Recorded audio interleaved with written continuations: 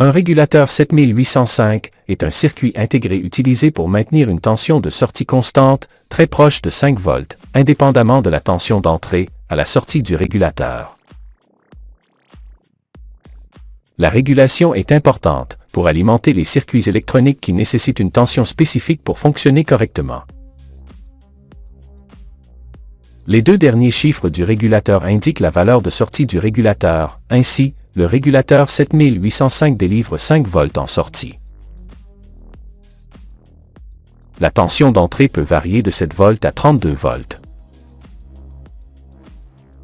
Pour améliorer le fonctionnement du régulateur 7805 et contribuer à la stabilisation de la tension, des condensateurs sont généralement utilisés à la fois à l'entrée et à la sortie du régulateur de tension.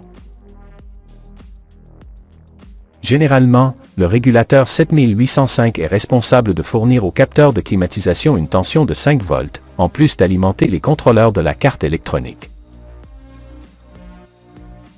Le régulateur 7805 a 3 broches.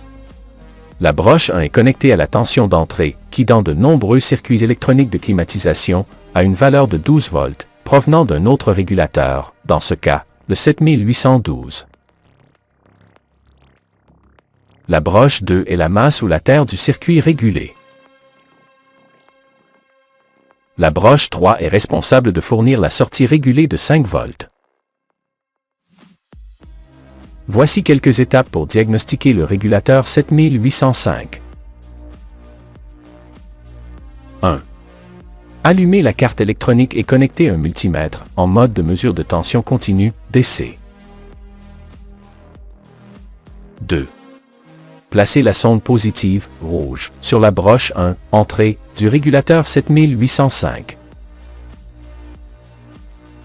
3. Placez la sonde négative, noire, sur la broche 2, masse. 4. Assurez-vous que la tension d'entrée ne dépasse pas 35 volts ou corresponde à la valeur appropriée selon le schéma du module électronique. Elle peut être de 12 ou 16 volts, selon la carte électronique. 5.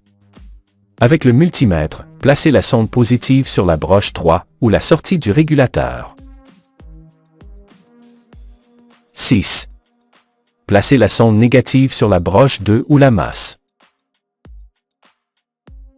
7.